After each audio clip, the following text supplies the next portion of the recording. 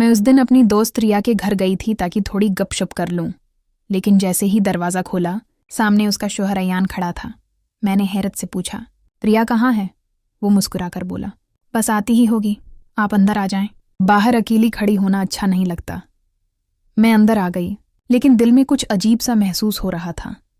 अयान खुश मिजाज था और बातों में दोहरी मानी निकालने का माहिर लग रहा था। मैंने पूछा, आप अकेले क्या कर रहे थे? वो हंसकर बोला, अरे दूध फेंट रहा था। कभी आपको भी फेंट दूं?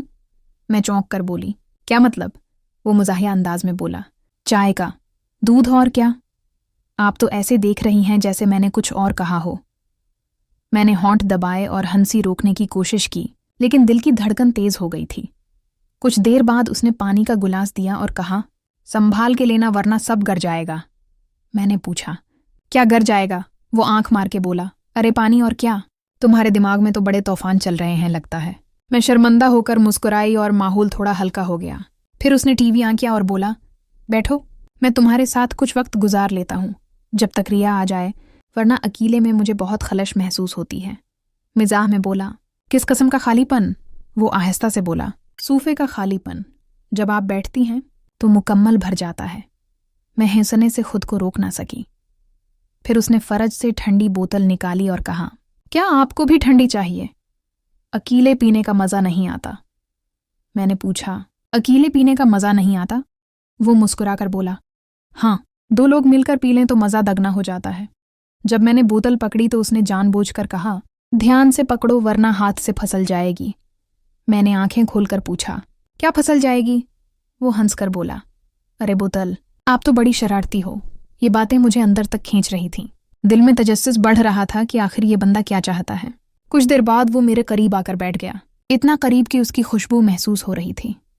उसने आहिस्ता कहा, आप जानती हैं कि आपकी मुस्कुराहट किसी की रातों को भी रोशन कर सकती है। मैं हैरान होकर बोली, रातें रोशन? मतलब? वो मुस्कुराकर बोला, जब कोई उदास होता है तो आपकी मुस्कुराहट देखकर दिल खुश हो जाता है। अब माहौल में हल्की खामोशी छा गई। मैं अंदर से सोच रही थी कि रैया कब आएगी, लेकिन आयान की बातों में एक कशिश थी कि दिल चाहता था वो बस बोलता रहे। अचानक उसने कहा, अगर आप चाहें तो मैं आपको वो चीज़ भी दिखा सकता हूँ जो मैं सिर्फ रिया को दिखाता हूँ। मैं गलती से बोल पड़ी, कौन सी चीज़? वो जोर से हंस पड़ा और बोला, मेरी नई बयां रिया को ही दिखाई थी, अब आपको भी दिखा दूंगा। मैं मजाक में तकिया इसके कुंधे पर मारा और कहा, आप तो जानबूझकर ऐसी बातें करते हैं। वो मुस्कुराकर बोला, क्या करूं, आदत है, जिंदगी छोटी है, थोड़ी हंसी मजाक से मजा आता है। मैं सबा हूं और उस दिन अयान मेरे सामने बैठा था। दिल की धड़कन अजीब तरह तेज हो रही थी। घर में सिर्फ हम दोनों थे। बाहर हल्की हुआ थी लेकिन कमरे में गर्माइश बढ़ती जा रही थी। मैंने मजाह में कहा, वैसे रिया क्यों देर कर रही है? वो मुस्कुराकर बोला, शायद तुम दोनों को अकेला छोड़ने का इरादा है ताकि थोड़ा मजा आए। मैं हैरान होकर पूछती हूँ, कौन सा मजा? वो हंस कर बोला, गपशप का मजा। रिया जब आती है तो हमेशा मोबाइल में मसरूफ रहती है। आपके साथ दिल खोलकर हंस सकता हूँ। मैंने आसान सांस ली लेकिन दिल और ज्यादा उलझ गया। फिर अचानक उसने चाय बनाने की पेशकश की। सबा, आपको गर्म गर्म चाय पिलाऊं? मैं बोली, हाँ, लेकिन आप तो अकेले हैं, झंझट कैसे करेंगे? वो शरारत से बोला, अरे मैं तो दूध गर्म करने का मास्टर हूँ, थोड़ा हाथ चलाओ और झाग बन जाए। मैं फौरन बोली, झाग मतलब वो दूध का जोर से हनसा हुआ झाग? और तुम तो हर वक्त गलत समझती हो। चाय बन गई और जब मैंने कप पकड़ा तो उसने आहिस्ता कहा, तो क्या ध्यान से पकड़ो वरना छिटक जाएगी। मैंने पूछा, क्या छिटक जाएगी? वो आंख मार के बोला, चाय अगर गिर गई तो कपड़े भीग जाएंगे, लेकिन तुम गिले कपड़ों में भी बुरी नहीं लगोगी। हम दोनों साथ बैठकर चाय पीने लगे। हर बात में डबल मीनिंग और फिर हंसी। माहौल और भी करीबी हो गया। उसने कहा, सबा, अगर तुम चाहती हो तो मैं वो चीज़ भी सिखा सकता हूँ जो मैं रोज रिया को सिखाता हूँ। मैं हंसी छिपाते हुए बोली, कौन सी बात? वो बोला, योगा सुबह सवेरे जिस्म को खींचना और मोड़ना चाहो तो तुम्हें भी सिखा दूं। मैं मुस्कुराई और बोली, आप तो बहुत चालाक हैं।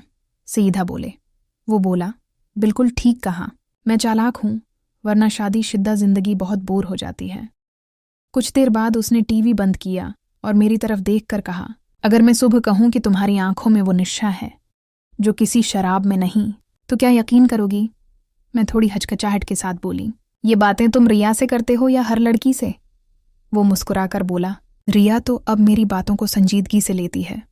वो नहीं लेती, लेकिन आप सुनकर शर्माती हैं, और यही असल मज़ा है। मैं वाकई शर्म से सिर झुकाकर हंसी रोक रही थी। उसकी कुर्बत और बातें मेरे दिल की धड़कनें बढ़ा रही थीं। फिर उसने आहिस्ता कहा, सबा, अगर मैं आपको वो चीज़ भी दिखा दूं जो सिर्फ बेडरूम में इस्तेमाल होती है। मैं चौंक गई। क्या वो जोर से हंसा? नया तकिया मैंने खास अपने कमरे के लिए खरीदा था। रिया को बहुत पसंद आया था। मैंने तकिया पकड़कर कहा, आप तो मुझे बेवकूफ़ बना रही हैं। अब मैं भी खेल में शामिल हो गई थी। उसकी डबल मीनिंग बातों को मैं मज़े से सुन रही थी। मैंने मजाक में पूछा, अगर रिया आज आ जाए तो वो शरारत से बोला तो हम दोनों कह देंगे कि बस दूध फेंट रहे थे। हम दोनों जोर से हंस पड़े, लेकिन दिल की धड़कन तेज हो रही थी। कमरे का माहौल और भी सनसनीखेज हो गया। उसने धीरे से कहा, सिबा, कभी सोचा है कि इंसान सबसे हुसीन कब लगता है? मैं घबरा कर बोली, कब? वो बोला, जब वो अपना राज किसी और के साथ शेयर करे, और मैं चाहता हूं कि आप भी अपना एक राज मेरे साथ शेयर करें। मैं हचकचाते हुए बोली, कैसा राज? वो हंसा, जैसे बचपन में आपने चोरी छिपे मिठाई खाई हो।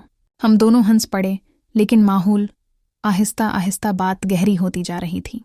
उसकी नज़रें मेरी आंखों में जमी हुई थीं और हर लम्हा एक कशिश पैदा कर रही थी। फिर उसने कहा, सबा, अगर मैं कहूं कि आज तुम्हें वो तजर्बा दूंगा जो मैं रोज़ रिया को देता हूं, तो क्या तैयार हो? मैं घबरा कर बोली, कौन सा तजर्बा? वो मुस्कुरा कर बोला, नया मोबाइल एप्लीकेशन सिखाना। रिया अक्सर भूल जाती है, लेकिन तुम तो समझदार लगती हो। मैंने तकिया उसके कंधे पर मारा और हंसते हुए कहा, आप तो हद कर देते हैं। उसकी बातें और शरारतें मेरे दिल की दीवारें तोड़ रही थीं। फिर उसने आहिस्ता कहा, सुबह अगर ये राज। जब वो बाहर निकला तो मैं घबरा कर बोली, कौन सा राज? वो बोला कि तुमने मेरी चाय पी ली और रिया को नहीं बताया। हम दोनों फिर जोर से हंस पड़े, लेकिन दिल की धड़कन तेज थी और कमरे का माहौल सस्पेंस से भर गया। वो मुस्कुरा कर बोला, आज मैं तुम्हें दुनिया को उल्टा दिखाऊंगा। मैं हैरान होकर पूछा, क्या मतलब? वो हंस कर बोला, बस आराम से लेट जाओ, बाकी सब मेरा काम है। फिर उसने मुझे वैसे ही पोजीशन में लटाया जैसे जिम्नास्टिक्स का खेल हो, चेहरा नीचे और कमर ऊपर। मैं मजाक में कहा, जरा ध्यान से वरना कमजोर हो जाओगी। वो हंस कर बोला, अरे जान कमजोर नहीं यार, बस थगन तोड़नी है। रफ्ता रफ्ता रफ्तार बढ़ती गई और मैं हंस हंस के बोली, और वो ये तो फुल फिल्म वाला सीन बन गया। आखिर में जब सब खत्म हुआ, मैं हाफ होके सीधी लेट गई और बोली, अल्लाह, तुमने तो वाकई मेरी कमर उल्टी कर दी। वो हंस के बोला, नहीं जान, बस दुनिया सही दिखा दी। कमरे में बस खामोशी और अजीब सा सुकून छा गया, लेकिन मेरे दिल में एक गला भी था कि मैं अपनी दोस्त के शौहर के साथ ये सब कर बैठी। लेकिन सच कहूं तो वो रात और उसका मज़ा जिंदगी भर याद रहेगा।